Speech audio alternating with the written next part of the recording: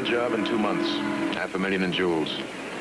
How'd they handle this one? Same as the first two. Someone inside opened the door. They found the wall safe, cleaned it out. Got anything to go on? A girl by the name of Nancy Ward.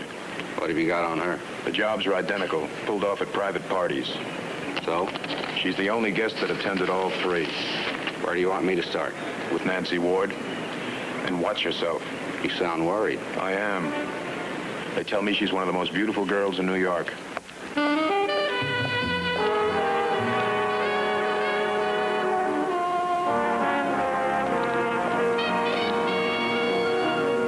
Step number 1. Late that afternoon, Special Investigator Shannon left his apartment and walked to a nearby restaurant. There he met with a longtime acquaintance. Well, Nancy and I used to model together. Nothing recently, though. I haven't seen her in about a year. That was when Big Daddy took her away in his gold chariot. Who's Big Daddy? Randolph Martin, oldest of the old families. He could use Fort Knox as a piggy bank.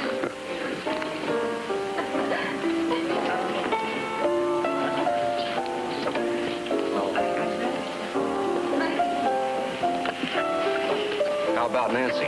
Well, apparently she brings out the father in him. Oh, it's all so trite and enviable. Apartment on Park Avenue, jewels, long foreign hot rods. Randolph pay the rent? Well, if Nancy's paying it, she must have brought in an oil well. What was Nancy doing before Martin came along? 2 or 3 different men. She never spared herself thin. One of her dates was a nice old party I've been seeing lately.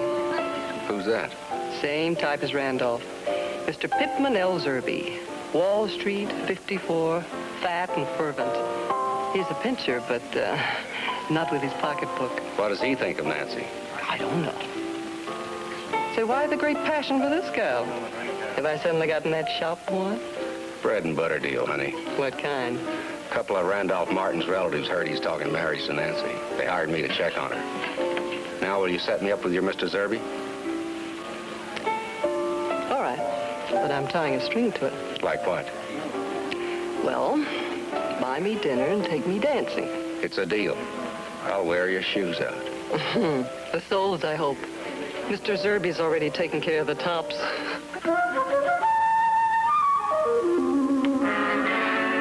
No pep. No staying power. It was different back in my youth. Take a girl out then, she'd have energy, you bet. Dance 3 or 4 hours, straight through, think nothing of it. But what have we got today, Mr. Shannon? Poor, tender little weaklings. Twice around the floor and they're ready to collapse. I don't know what to make of them. Jan tells me you were dating Nancy a little over a year ago. Has it been that long? Yeah, I suppose it has. I trust anything I tell you will be held confidential. Absolutely. Well, I saw quite a bit of Nancy for, 5 or 6 months. A beautiful girl. Even at my age, Mr. Shannon, I can still enjoy seeing a lovely thing. I would have married her in a minute if it hadn't been for her dancing, but she just couldn't hold up at all. Do you happen to know any of the other men she was dating at the time, Mr. Zerby? Well, we all think we're the only one. Yes, there were 2 others. Skinny Alcott, Princeton, class of 24. That was a year before me. Who was the other one? Oh, he was a big, good-looking young fella. I spotted him one night with Nancy at the Wild West Steakhouse on 51st, just off Broadway. It was pretty obvious that she was gone on him. That's when I decided to call a halt. You happen to know his name? First name was Steve. Last name I can't recall. Kind of a foreign-sounding name. Is Nancy still seeing him? Oh, I wouldn't think so. Not since she's latched on to Randy Martin. Still, you never can tell. Randy's a pretty trusting soul. Nancy, she's just the opposite. Whether she's good for Randy or not, I don't know. That's one he'll have to figure out. I guess so. Well, thanks a lot, Mr. Zerby. Yeah, it's perfectly all right. Don't even mention it. I'm glad to talk to any friend of Jan's. She's a great with that girl. Yes, sir. I admire your taste. Say, by golly, you just reminded me. I've got to make a call and date her up for the party my club's giving tomorrow night. It's the biggest one of the year. That's so? Oh, it'll be a dandy. Jan's going to have to rest up for this one. Oh, how so? Well, chasing the departed past, Mr. Shannon.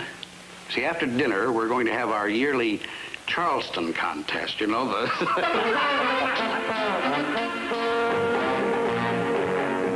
number 2. Shannon took a cab cross town to the steakhouse on East 51st Street. In the bar, a $5 bill brought him the information he was looking for. Months before, Nancy Ward had been seen in the place with one of their regular customers. First name Steve, last name Kochek. Step number 3. The following afternoon, Shannon went to the rear entrance of the wig shop on West 46th Street. A few minutes later, in the back room of the shop, he was joined by contact man Ed Carney and myself. My name's Al Bonacorsi, Assistant District Attorney, Borough of Manhattan, City of New York. What'd you dig up on Steve Kochek? Anything? One arrest, suspicion of burglary, no conviction. That all? No, he's got an older brother, Johnny Kochek. 2 arrests for procuring, no convictions there either. Apparently, the brothers spent quite a bit of time together. No visible means of support, but they dress well, drive an expensive car. How close have you got Steve placed to Nancy Ward?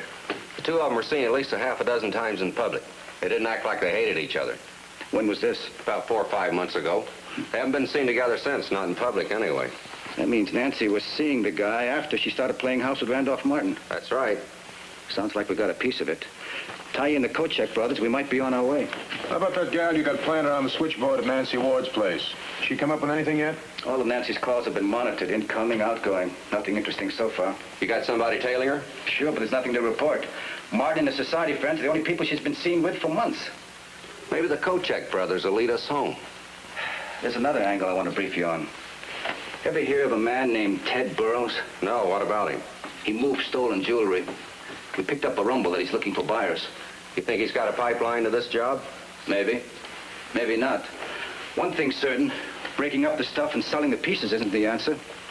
The best angle is to fence it. It's a pretty wide field. How's it narrow down to Burroughs? Nothing certain, except he's the name of the game. He only handles the biggest jobs. Nancy Ward, the Kochek brothers, Ted Burroughs. Pretty weird group. Yeah. How do we tie them together? Toss them a piece of rope and wait. Maybe they'll do the tying themselves.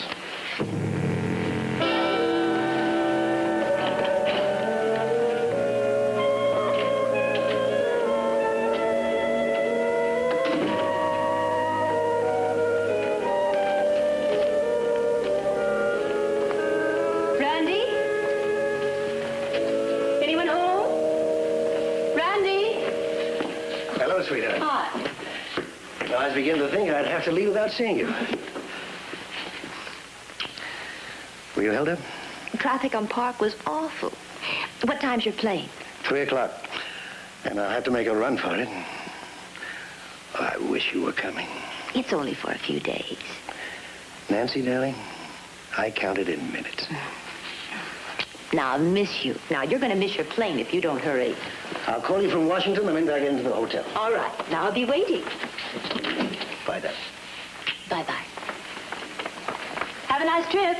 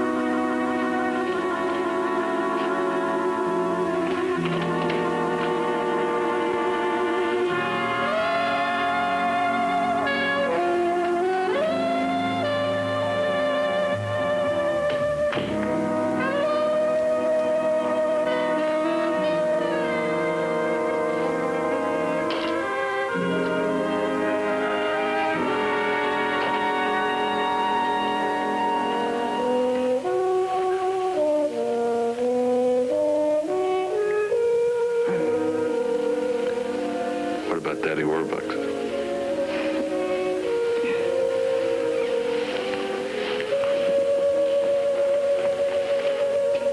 We'll be gone 3 whole days.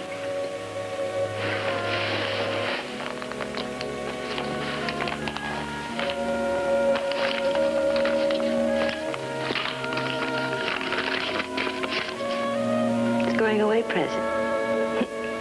Want to keep it for me?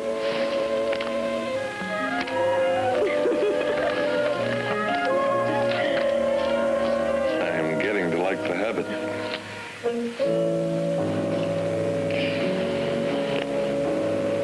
What about Johnny? Have you heard from him? He'll be around 4. Has he talked to the man yet? He's not easy to reach. Not directly, anyway. Johnny talked to one of his middlemen, a fence by the name of Peterson.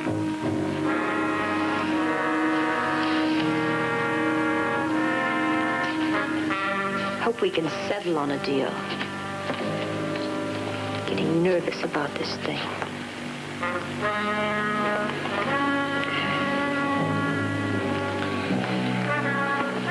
Smooth out, Mother. When it's time to worry, I'll ring a bell. I don't like the idea of doing business with someone we don't know. I said relax, didn't I? Right.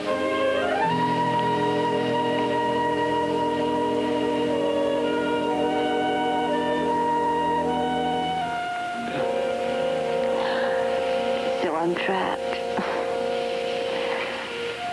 What's next? We're out of liquor. Call the store, notice it. You got romance to burn, haven't you?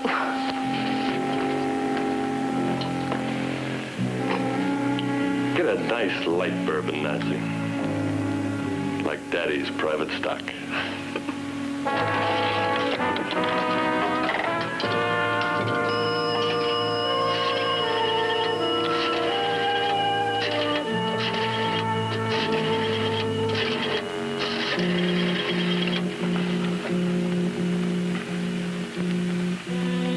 This is Carney. Meet me at Station 9 at 4:30. Right. Station 9 at 4:30.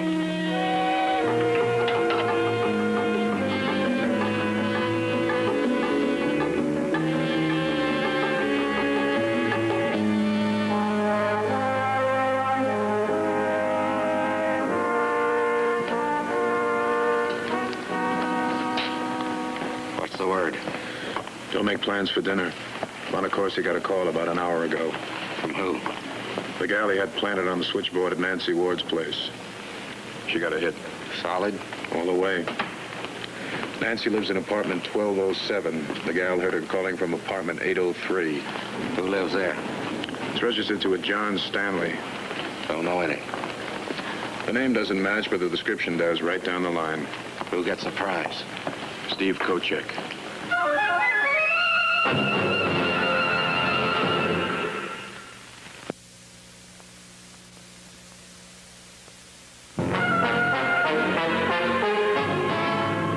Step number 4.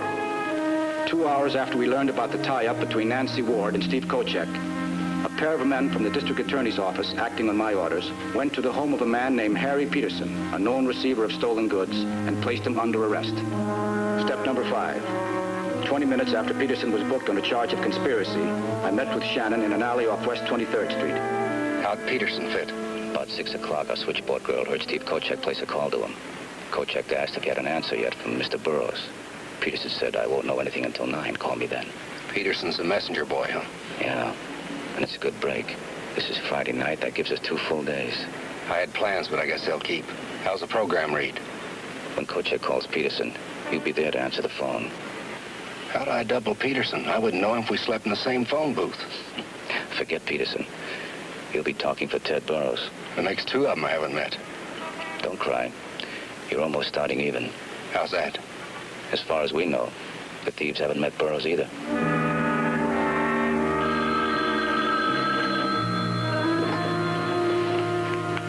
Hello?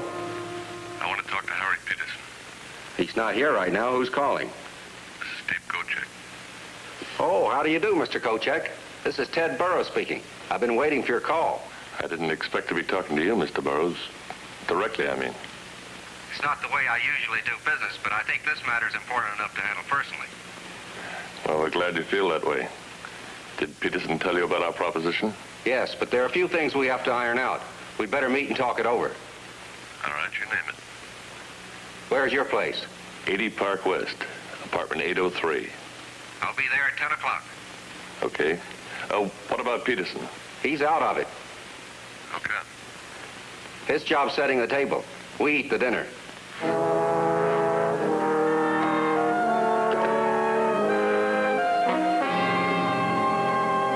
Step number 6. Both the Kochek brothers, Steve and Johnny, were on hand when Shannon got to their apartment. I thought you'd have a better deal to offer, Burrows. I don't like it. I'll raise you, Steve. I think it smells. I'm only the broker on the deal. I quote a price I think we can deal on. You call 25% a deal? 25% of $500,000 means $125,000. That kind of money makes a nice sound. 40% sounds better. You want 40, I think they'll go for 25.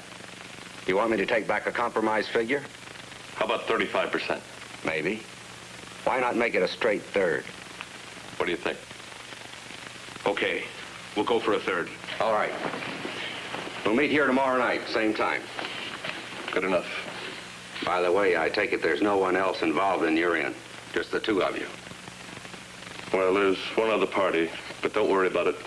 Whatever deal we make, she'll go along. Then there's no problems. I'll have to check the merchandise, of course. You'll have it available? Just as soon as we make the deal, not before. I take it you don't trust me, Johnny. You expect me to say I do? If you did, I'd call off the deal. I hate doing business with liars.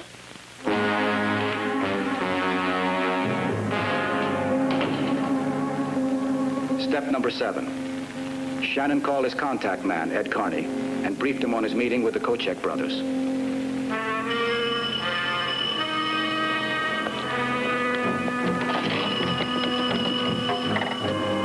We arranged to cover Shannon as best we could. Step number 8. The following night, Shannon returned for a second talk with the Kochek brothers. There was a change in plans. They went up the back stairs to the 12th floor, Nancy Ward's suite. Oh, hello. Mr. Burrows, this is Nancy Ward. How do you do, Miss Ward? How do you do? Sit down. Thank you. Hello, Johnny. How are you? How about a drink, Burrows? You talk business first. We can drink later. And that makes two of us. Well, how's it shaped? Do we have the sale or not? Wrap up the merchandise and we'll take it with us. It's as good as done. They bought the deal? A full 1/3? Yeah? For the whole batch? Took some doing, I'll tell you that much. You got the best deal I've ever seen. I heard that once from a used car salesman. Look, fat boy, if you're not happy, we'll blow this thing up right now. Nobody feeds me talk like that. Tie it off, will you, Johnny? How do we work the switch, Burrows? Show me the ice and I'll call and set up the sale. For when? Anytime, tonight if you want.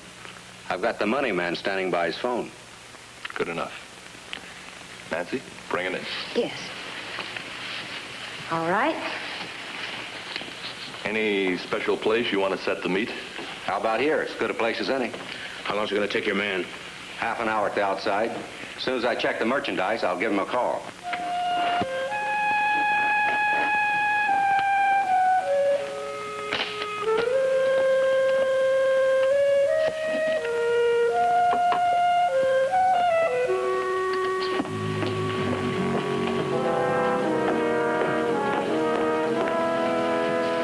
Nothing damaged, nothing missing. Here, let me make room for you. Oh, I'm sorry. No harm done.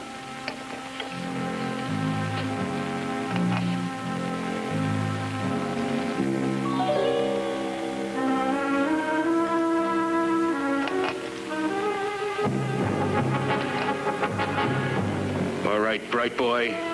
On your feet. Huh? Now what are you beefing at? Look, Steve, where I brushed against him. Hair and makeup. I wasn't a model for nothing. You wouldn't be trying to heist at something, would you, Smiley? Get up. All right, Burrows, tell us the story and make it good. So I wear a little makeup. I always do. I can stand the cover. This work isn't exactly legit, you know. Needed your story. Grab a fast prayer. You're on your way out. Nancy. Close the door and join the party, Warbucks. Nancy, what is this? Who are these men? Shut up and close that door. You better do as he says, Randy. Come on, Steve. We gotta move. What about him? Never mind. Get that stuff together. What is going on? That jewelry, where did it come from? Take a closer look, Mr. Martin. Some of it belongs to good friends of yours. Don't be bashful, Miss Ward. Tell us how you handled it. All right, grandstander, you fill us in. All right, grab your coat, honey. It's train time. Nancy. Nancy, what are you doing? You I'm gotta... sorry, I'm leaving. What about him? If you know what's good for Nancy, you won't talk, Daddy. All right, you, move. And keep your hands inside. All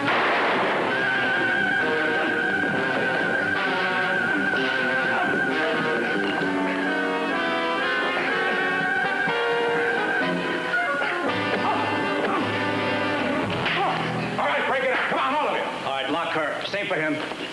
Let's go, Kochek. You can sleep downtown. Take him, Fred. How about this one, Al? I don't recognize him. What's your story, mister? Haven't got one. I came up here to buy some jewelry, and those two hoods tried to hijack my dough. Any way you can prove that? Ask Mr. Martin there. He'll tell you they had a gun on me.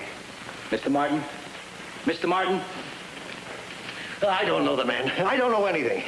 Now, what about Nancy? She didn't get involved in this. She couldn't have. I'm afraid she did, sir.